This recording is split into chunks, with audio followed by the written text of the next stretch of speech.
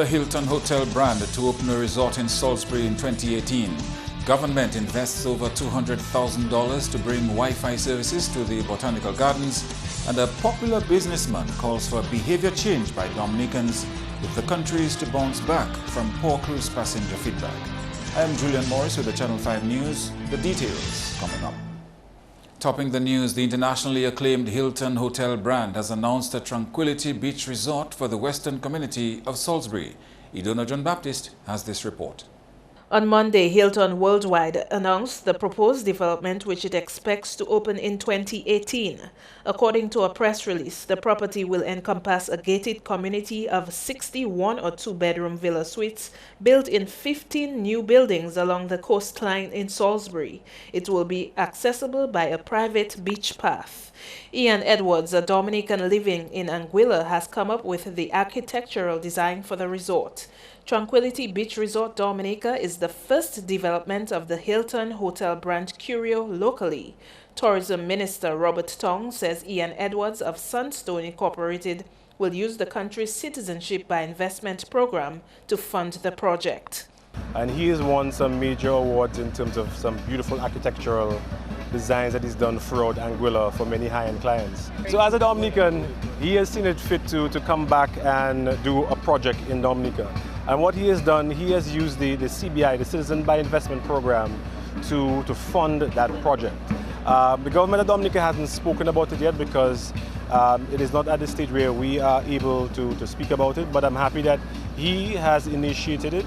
And that the Hilton Group has actually spoken about it, and the Hilton Curio is actually a higher end version of the Hilton brand.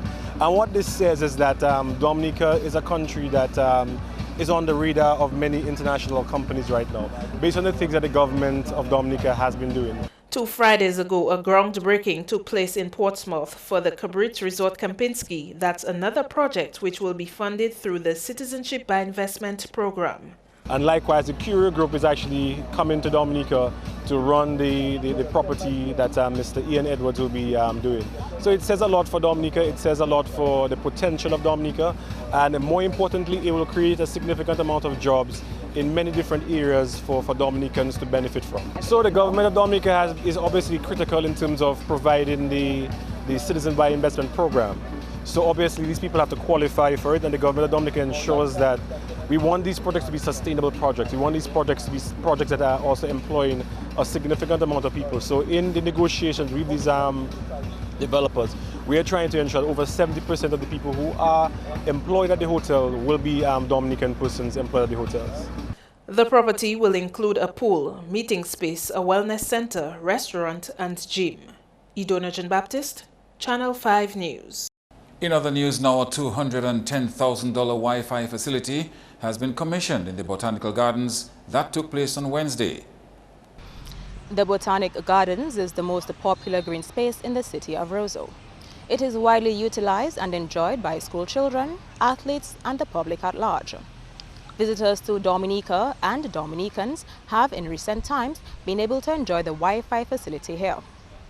This was made possible through the collaborative efforts of the National Telecommunications Regulatory Commission, NTRC, Universal Service Fund, USF, DOMLEC, and Digicel.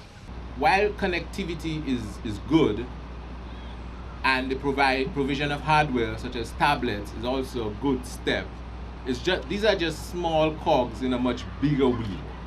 And I think one of the more critical cogs we need to focus on is content creation. We as Dominicans, we've been too long being a download society. We need to become an upload society. And unless we craft a way to fully move towards being content creators and content providers and uploading content to the internet, we will miss the true benefits that the internet is proposing to offer us in this small island developing states. Minister for Telecommunications, Science, Technology and Information says Dominicans should use this facility wisely. So within this serene environment of the Botanical Gardens, I expect to see citizens, visitors alike come here within this environment and utilize the wireless access here to transact business to communicate, and a wide array of other services that may be implemented here. And this Wi-Fi is available on a daily basis between the hours of 6 a.m. to 7 p.m. And we all know that the gardens is closed in the night. So we have to also ensure that the Wi-Fi here at the Botanical Gardens, it is not cannibalized, and that is important. Daru says there are plans in place to ensure a filtering system for the content being viewed by the students. Because a lot of times people believe that when you have free wireless, free access, people will tend to use it in an indiscriminate manner. But every effort has been made to encourage responsible use of the internet. And that is why I mentioned earlier on that some sites, particularly sites that are harmful, sites that promote violence and pornography, these sites will be blocked and will only be allowed to use the Wi-Fi during the opening hours of the gardens. So this is within a controlled environment. So between the hours of 6 a.m. to 7 p.m., it will be available. This project of Wi-Fi access in the Botanic Gardens took 5 months from conceptualization to fruition to be completed. Andrea Louis, Channel 5 News. A popular businessman is concerned that cruise lines could pull Dominica off the itinerary due to recent poor cruise passenger feedback. Here's more. Dominica is among 35 cruise destinations which was surveyed by the British Research and Economic Advisors. BREA was engaged by the Florida Caribbean Cruise Association and participating cruise destinations to conduct an analysis of cruise-related spending and its impact on the economies of the participating destinations. Apart from Dominica ranking one before the last in the destinations where cruise tourists spent the least amount of hours, 62% said they were not likely to recommend the island as a land-based or resort vacation to family or friends. As the local agent for cruise lines, HHV Whitchurch and Company Limited is responsible for making arrangements for cruise ships interested in visiting the island. When contacted by a cruise line, the company informs port authorities of the ship's proposed date and awaits approval. Head of HHV Whitchurch and Company Limited says the shortfalls highlighted in the cruise report are an indication that the behavior of locals need to change. If we do not change our ways, pretty quickly we will find that they will be going elsewhere. I mean, Cuba is opening up, and Cuba has everything that everybody else has, and it's an exciting place. It's a sort of a place that everybody wants to go to. And already we see 1 or 2 ships have already got permission to start operating, I think, from next year. So we're up against some major competition, as we are now without Cuba. 1,849 passengers and cruise ship crew participated in the survey, with most of them being passengers. Their general satisfaction level of destination Dominica is ranked at 34 out of 35 destinations, and on satisfaction of their initial shoreside welcome, Dominica ranked last. From what we have been told, it's a number of things. First of all, the cleanliness of the place. And it's not Roseau alone, although Roseau and the port area down there, not necessarily in the port, but the surroundings give the impression of untidiness, garbage. You look around the drains, the general side of roads as you travel along. So that is a major problem. And I think we'll all agree, if we want to be honest, that it really is very dirty. Then you get this harassment, begging, and a generally in-your-face type of attitude. You cannot deal with people that way. Even if Dominica ranks below 30 out of 35 for majority of the questions, it got a high score for tourist satisfaction with purchased tours. Nevertheless, on the question of rating the friendliness of residents, Dominica ranked 30 on the cruise survey. Now, this is something that disappoints me tremendously, because Dominica has always prided itself on being friendly, 30 out of 35, which worries me and saddens me because, as I said already, we have always had a reputation of being friendly to anybody or to everybody. Now one has to ask the question, is it people who are involved with the local cruise business, or is it something that is an island-wide thing? This is something that we perhaps would have to have some kind of meeting on or something. In 1989, Dominica's cruise sector experienced a breakthrough when a Carnival cruise ship docked in our port.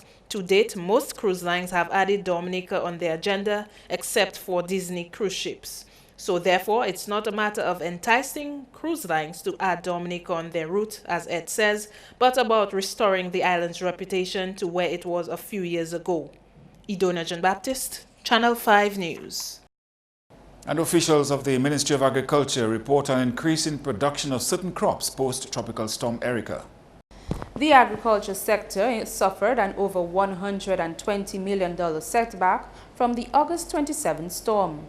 Permanent Secretary of the Ministry of Agriculture, Harold Gies, says the impact on agriculture was second to the damage inflicted on infrastructure.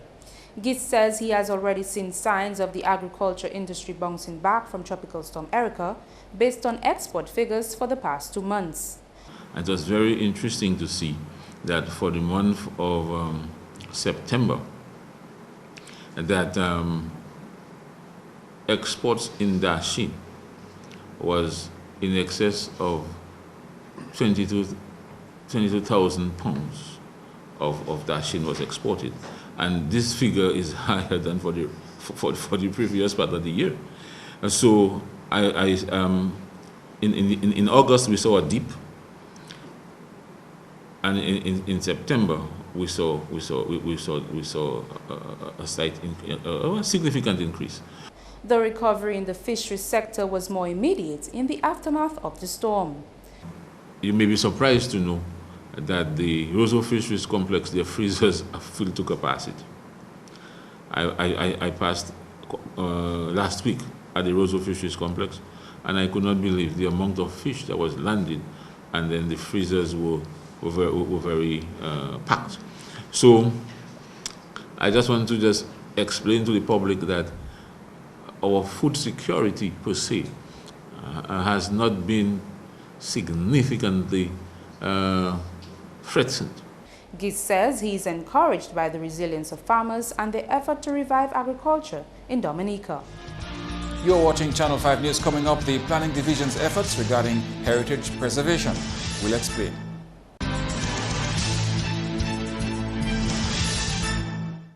Thank you for staying with us. A development plan for historical buildings in Roseau currently underway. Here's more. The Physical Planning Office is on a drive to preserve the historical, architectural, and cultural heritage of Dominica by protecting some building structures in Roseau. The area, designated a historical district, includes a section of Roseau within the boundaries of the Dame Mary Eugenia Charles Boulevard to the west, Kennedy Avenue to the north, Independence Street to the east, and the Turkey Lane on the south. What we're really trying to achieve with this study is to maintain the type of architecture that has been practiced in the early 1900s and 1950s.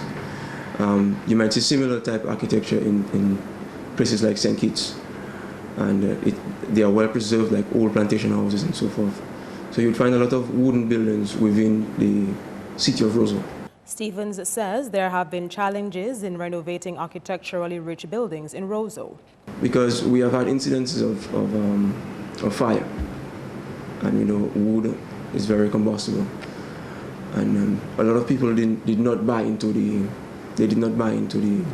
idea, and some people did buy into the idea. We all know that property in Roseau is very expensive, and expensive to develop as well. Whereas if one has a property in Roseau, they would like to maximize the use of it, and we think of going vertical. And here it comes that the historic district tells you that you can only remain with a single floor or with the existing building that you have on your property. The Society for Heritage and Architecture Preservation and Enhancement, SHAPE, also played an integral role in helping with the protection of historic buildings in Roseau. The preservation of structures within the district falls in 3 categories. So there are those that are for total preservation, and there are those that are for rehabilitation, and those that are for new construction.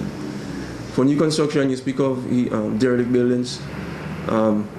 Those derelict buildings, if they portrayed any type of historic features, and if they were to be rebuilt, then we would ask for that building to be rebuilt, mimicking or portraying the historical features of the previous building. And for rehabilitation, there's certain amount of changes that you can do with a building that already exists. Limited changes, that is. Maintaining the facade of the building. Total preservation means you cannot really change anything in that building. It's just restoration works that can be done. The facelift to the city of Roseau can help its appeal to tourists while safeguarding the historically appealing structures. A lot of people ask why preserve the type of wooden buildings. They are different. You see the jalousie windows, the shutters, and they all serve the purpose. You have the different types of roofs, timber roofs and so forth.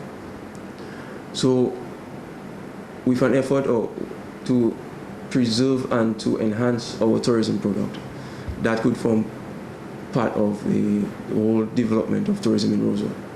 The move to create a historical district in the city came following a study in 2003 by the Office of Land Use within the Physical Planning Division for the historical preservation of a section of Roseau.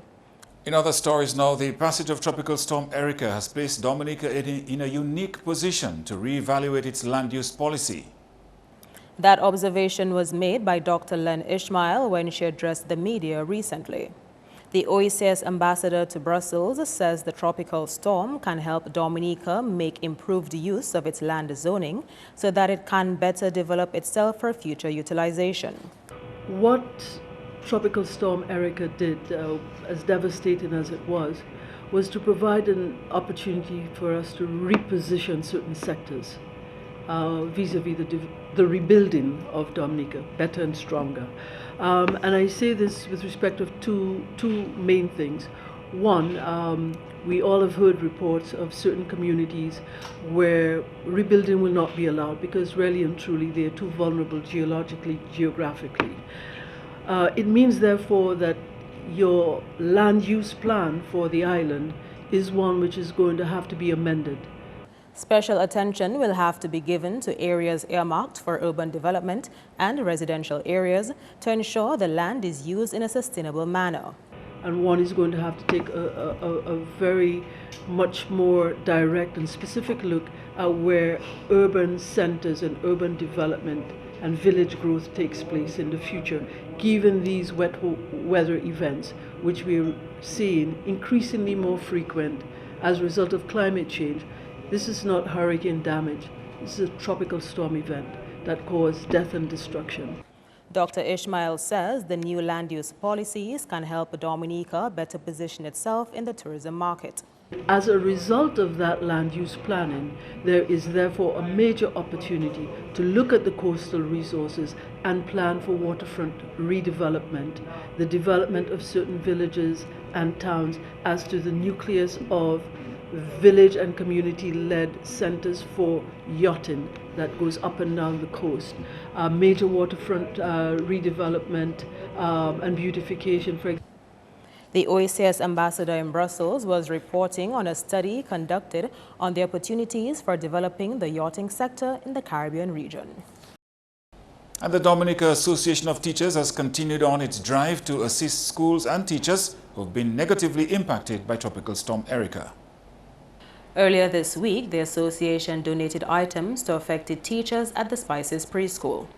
Teachers associations from around the region have been contributing goods to the DAT so that the association can pass on to members as a means of helping them get back their lives on track following the passage of the tropical storm.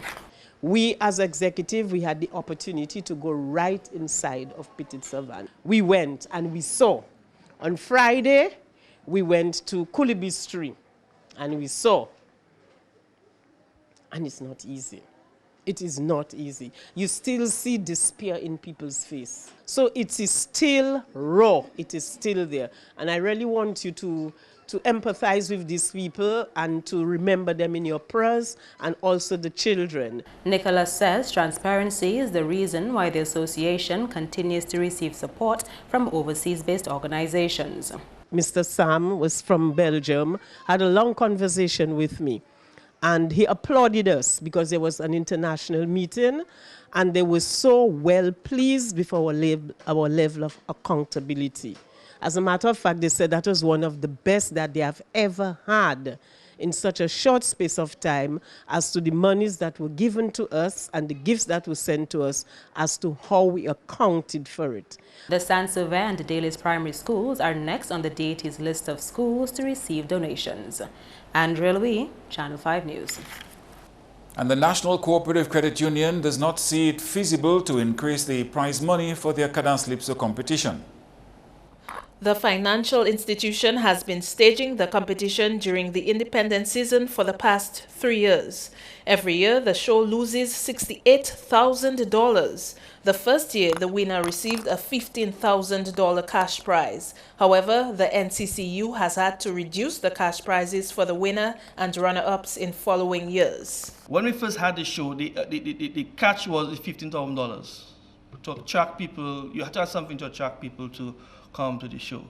You know, over the last 3 years, we have not been making a profit on the show. This is not our line of business, but more or less this is NCCU's contribution to our culture. Every year we make about, well, for the last averaging about $68,000 loss on the show. All right, and just think of the impact that would have, increasing all the prize money would have on the bottom line. So if we increase the prize money by $5,000, again, chances are the loss will increase by $5,000. The event is a two-part show with a segment for individual performers and a band segment. The winning band get $8,000. For the individual artists, they get $10,000. Imagine the amount of tickets you'll have to sell just to increase a prize money by $5,000. You know, divided by $50, and that we have to sell about 100 tickets just for that. And given the current economic situation right now, you know, you have to bear that in mind that there is a cost to put on the show. This year in particular, we have suffered tremendously in terms of the cash sponsorship that we're getting. A lot of companies right now having serious financial issues. Sports is next with Kenny Williams. Topping the sports. 7 candidates confirmed for FIFA's presidential election on 26 February 2016. They are Prince Albin Al-Hussein, Moussa Bility, Jerome Chapanier, Gianni Infantino, Michel Platini, Sheikh Salman bin Ibrahim Al Khalifa, and Tokyo Sequeli. Under FIFA's electoral rules, all candidates had to obtain the written backing of 5 football associations. However, Trinidadian ex-footballer David Nakid was the only surprise exclusion to the list, despite speculation about his having submitted his candidacy. The electoral committee decided against Nakid's application since it did not fulfill the required 5 declarations of support. FIFA announced the candidates following the controversy surrounding suspended FIFA president Sepp Blatter and other officials of the World Soccer's governing body. The election will be carried out to find a suitable successor to Blatter, who is under criminal investigation. Platini is also suspended, but FIFA's electoral committee says it may allow him to contend for the presidency position if his ban ends before the election date. Meantime, President of Dominica Football Association Glenn Etienne says local footballers benefit from financial incentives. However, the amount cannot be compared to that of players in a professional football league. He adds that opportunities are available for local footballers to showcase their talent, and they should take their training seriously to increase their chances of selection. Enough money hasn't been spent onto footballers, okay? A lot of money has been spent on the footballers. But Dominica, unlike some of the other countries within the OECS, are considered amateur footballers, okay? And amateur means non-paying footballers. What it is in us, where our footballers can benefit, like Braille has benefit, Julian Wade, they can play into professional teams. So the opportunities are there for all Dominican footballers, and I want to encourage them to take the sport serious. The Windward Island, whilst being in Denver, we had a little discussion or meeting among ourselves, and our next Windward tournament, which is due for Grenada next year, we are going to look at bringing the MLS scouts to this tournament. So the opportunities are always there, and endless opportunities for the various potential players. On to cricket. Following their 3-1 victory over Pakistan women on Saturday, West Indies women will take on Pakistan in the first T20 on Thursday. The match will begin at 1 p.m. at the National Cricket Stadium in St. George's, Grenada. We will have details of this match in a subsequent sportscast. And on the Olympic stage, President of Dominica Olympic Committee Felix Wilson says athletes are in preparation mode and are looking to qualify for their respective sporting disciplines. He urges athletes to step up their game in order to improve their chances at qualifying for the Games. We are hoping that the other athletes, some of them notable athletes like Brendan Williams, David Regis, Mitchell Davis, Dylan Simon, Tia Lafont, and several others can come to the fore and qualify. On a positive note, one athlete has been confirmed for the Olympic Games in Rio 2016 so far. Jordanis Garcia, a Cuban triple jumper married to a Dominican, will represent the country at the Games. Garcia qualified for the Olympics at the NACAC Championships in Costa Rica early August this year with a jump of 16.98 meters. Dominicans are being encouraged to support athletes by visiting the Games in Rio. Packages are being advertised for persons who want to go to Rio, and they will purchase tickets from the Dominican Olympic Committee. But they could visit the site doc.dm and in so doing be part of the support system for athletes.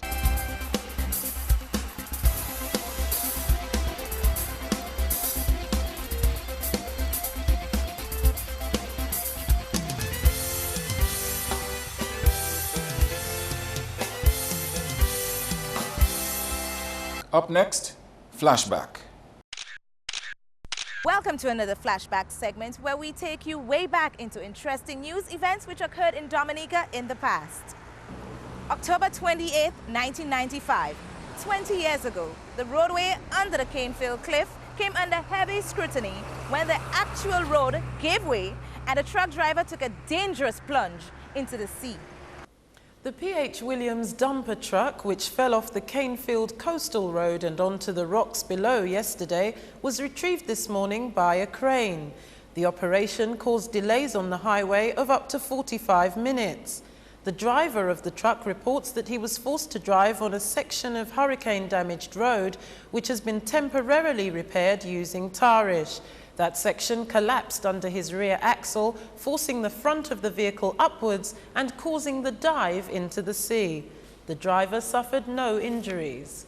The roadway then and the roadway now? Well, a vast difference. A road rehabilitation project was undertaken about 4 years ago.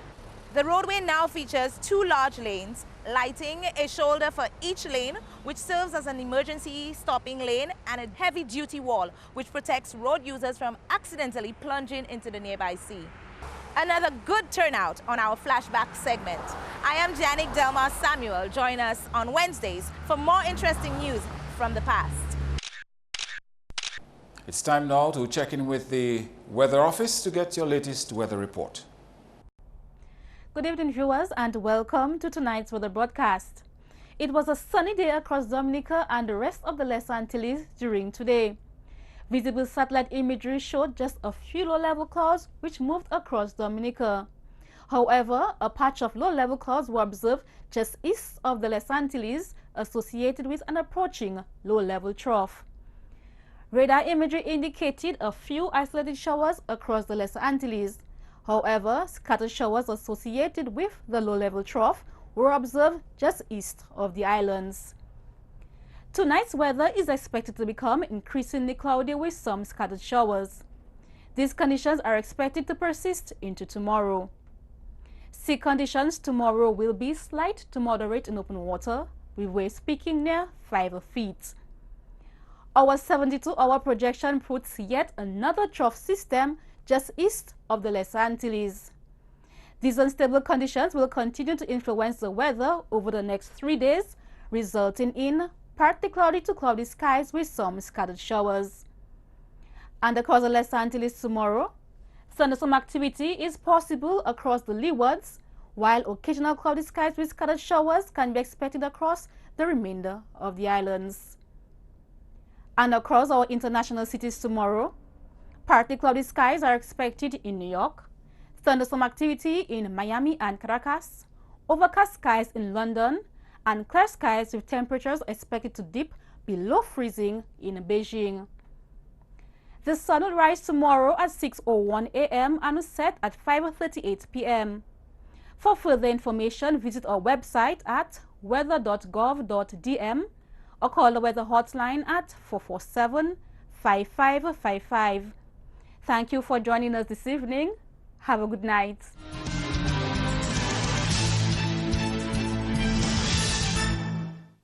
To end the news, the headlines again. The Hilton Hotel brand to open a resort in Salisbury by 2018.